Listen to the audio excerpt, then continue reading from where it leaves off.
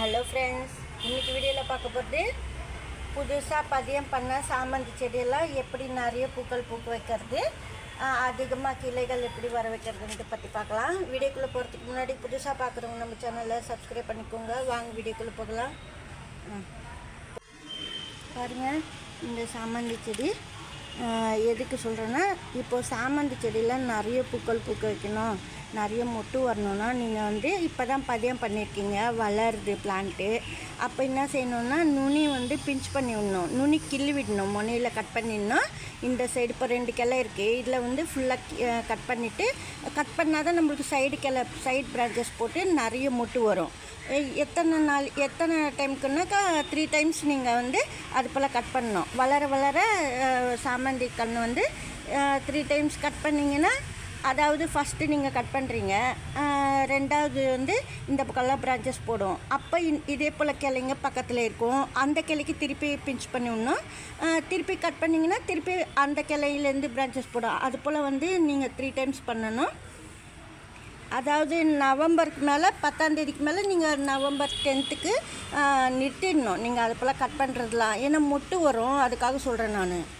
இப்போ புதுசாக நீங்கள் இது போல் வச்சுருப்பீங்க, அந்த செடியெல்லாம் கூட நீங்கள் ஃபுல்லாக கட் பண்ணிடணும். புது செடி வாங்கியிருப்பீங்க, அதெல்லாம் நீங்கள் ஃபுல்லாக பாதி அளவுக்கு ஹைட்டு வைக்காமல் அந்த மொட்டெல்லாம் கூட ஃபுல்லாக கட் பண்ணிவிட்டு வைக்கணும். அப்போ தான் பூமிக்குள்ளேருந்து வரும், சைட் பிரான்ச்சஸும் எழுமோம்.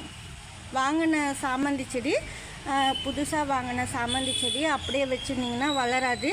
நீங்கள் ஃபுல்லாக பாதி அளவு மொட்டு இருந்தாலும் பரவாயில்லன்னு சொல்லிட்டு நீங்கள் ஃபுல்லாக கட் பண்ணிடணும். அந்த மொட்டு வந்த ப்ராசஸ் கூட நீங்கள் தொட்டிக்குள்ளே மணல் போட்டு நீங்கள் வேர் வர வைக்கலாம்.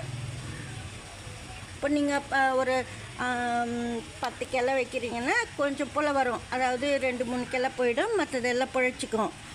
மணல் சேர்த்தாப்பில் மணலும் மண் சேர்த்து நீங்கள் வச்சிங்கன்னா வேர் பிடிச்சிரும். இப்போ இந்த பிரான்ச்சஸ் வச்சுருக்கேன் பாருங்கள், இதில் ஏற்கனவே எடுத்திருக்கேன் நான், நுனி பிஞ்ச் பண்ணியிருக்கேன். இது சைடில் பாருங்க, 3 கிளை. எப்போவுமே ஒரு செடி வைக்கும்போது இந்த பாட்டுக்கு எத்தனை வைக்கணும்னா 3 கிளை வைக்கலாம் நீங்கள். இப்போ கொஞ்சமாக இந்த நுனி கிள்ளி விட்டோம்னா பிரான்ச்சஸ் வரும். அதாவது ரொம்ப சின்ன நுனி கூட கிள்ளலாம், இல்லைன்னா 1/4 பங்கு அளவுக்கு நீங்கள் எடுத்துடணும். இது போல் நிறைய எல்லா கிளைக்கும் நான் பிஞ்ச் பண்ணி விட்டேன். அதாவது நுனி கட் பண்ணி விட்டுட்டேன். அப்படி கட் பண்ணும்போது நிறைய பிரான்ச்சஸ் எழுமோம். நிறைய மொட்டு வரணும், நிறைய தொட்டியில் பூ இருக்கணும்னா நீங்கள் இது போல் கிளைங்க நிறைய வர வச்சாதான் பூ இருக்கும். ஒரே செடியில் கூட நிறைய பூ இருக்கும், அதை விட அதிகமாக வரும் நம்ம இது போல் பிஞ்ச் பண்ணி விட்டால்.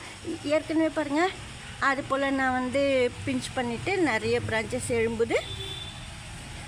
அதாவது அது போல் வரும்போது நம்மளுக்கு உள்ளேருந்து கூட சாயில்குள்ளேருந்து கூட வரும் பாருங்கள், உள்ளேருந்து சைடில் வருது. இப்போ நீங்கள் இது போல் நீங்கள் பிஞ்ச் பண்ணி விடும்போது நிறைய பிரான்ச்சஸ் வரும். நமக்கு சீக்கிரமாக, அதாவது சீசனுக்கு பூ வரும். அதாவது டிசம்பருக்கெல்லாம் நம்மளுக்கு மொட்டு பூ பூத்துரும். இது போல் நீங்கள் இப்போ சின்ன சின்ன கிளை வச்சுருக்கேன். இது இப்போ தான் கொஞ்ச நாள் தான் ஆகுது, இப்போ தான் வேர் பிடிச்சி வளருது. இப்போ இந்த சின்ன செடி கூட நம்ம வேர் வந்துருச்சுன்னு தெரிஞ்சால், அதாவது சின்னதாக பிஞ்ச் பண்ணி விடணும், ரொம்ப நுனி தான் கிள்ளி விடணும். இந்த செடிக்குன்னா பிரான்ச்சஸ் ரொம்ப சின்னது, அதுக்காக இப்போ தான் வேர் பிடிச்சிருக்கு, அதுக்காக. ஆனால் பார்க்கும்போது ரொம்ப நல்லாயிருக்கும், அது கிள்ளவே மனசு வராதுன்ற போல். ஆனாலும் நம்ம பிஞ்ச் பண்ணி தான் விடணும், கிள்ளி தான் விடணும் நுனி.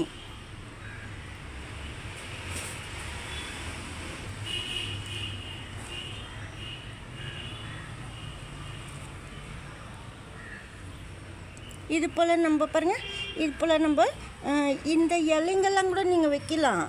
ரொம்ப பிஞ்சு போல் இருக்கே எப்படி வரும், சில இதெல்லாம் சின்னதாக இருக்குது அப்படின்னா நீங்கள் நல்ல மண்ணுக்குள்ளே போகிற மாதிரி கூட வச்சிடலாம். அதுவே ஒரு 3 days 5 daysலேயே உங்களுக்கு அதுவே வளரும். அந்த இலைங்கெல்லாம் வேர் பிடிச்சி தெரிஞ்சுக்கணும், அதுக்காக சொல்கிறேன் நான். இதெல்லாம் இது போல் கிள்ளி விட்டேன்னா நுனி எல்லாமே வேர் வர வைக்கிறதுக்காக பதியம் போட்டுருவேன். இப்போது இந்த பிளான்ட்டு பாருங்கள், கொஞ்சம் கிளைலாம் நம்ம பதியத்துக்கு கட் பண்ணிட்டோம். ஏற்கனவே நீங்கள் பார்த்துருப்பீங்க, வீடியோ பண்ணியிருக்கேன். இதில் கூட ஒரு கிளை வச்சுருக்கிறேன் பாருங்கள், மொட்டோடவே. ஆனால் ரொம்ப பெரிய மொட்டு அப்படிலாம் இருந்தால் நம்ம எடுத்துடணும். இது போல் பூ பூக்கிற ஸ்டேஜில் இது இந்த மாதிரி இருக்கிறது கூட நீங்கள் கட் பண்ணிவிட்டு வச்சிடலாம் வேர் பிடிக்கிறதுக்கு. இப்போ புது செடி இது ஃபுல்லாக கட் பண்ணிட்டேன் பாருங்கள், எந்த அளவுக்கு கட் பண்ணிவிட்டேன். இது ஏற்கனவே பூவோடு நான் காமிச்சிருக்கேன் வீடியோவில், வெள்ளை கலர் சாமந்தி ஒயிட்டு. இது போல் ஃபுல்லாக கட் பண்ணிவிட்டு நம்மளுக்கு உள்ளேருந்து எழும்பி வரும். அதே சமயத்தில் பக்கத்து பிரான்ச்சஸ்லாம் ஸ்டெம்மில் வருது பாருங்கள், அந்த மாதிரி வரும். கொஞ்சமாக நீங்கள் சாயிலில் வந்து மணல் கலந்து விடணும். இப்போ எரு என்ன போடுறதுன்னா நீங்கள் கொஞ்சமாக மழை இல்லாத சமயத்தில் டீ தூளெல்லாம் போடலாம். அதாவது இது போல் நம்ம பிஞ்ச் பண்ணிவிட்டு நிறைய கிளை வந்துடுச்சு. நம்ம வந்து நவம்பர் மாதம் 10க்கு மேலே நீங்கள் வந்து விட்டுடணும். அதே சமயத்தில் அந்த சமயத்தில் நீங்கள் வாழைப்பழம் தோல் வந்து தண்ணியில் கரைச்சிட்டு தண்ணி லிக்விட் ஃபெர்டிலைசர் கொடுக்கலாம். இல்லை வாழைப்பழமே வந்து நீங்கள் கம்போஸ்ட் பண்ணி கூட இப்போவே நீங்கள் வாழைப்பழமே கம்போஸ்ட் பண்ணி வச்சுட்டு அப்புறம் போடலாம்.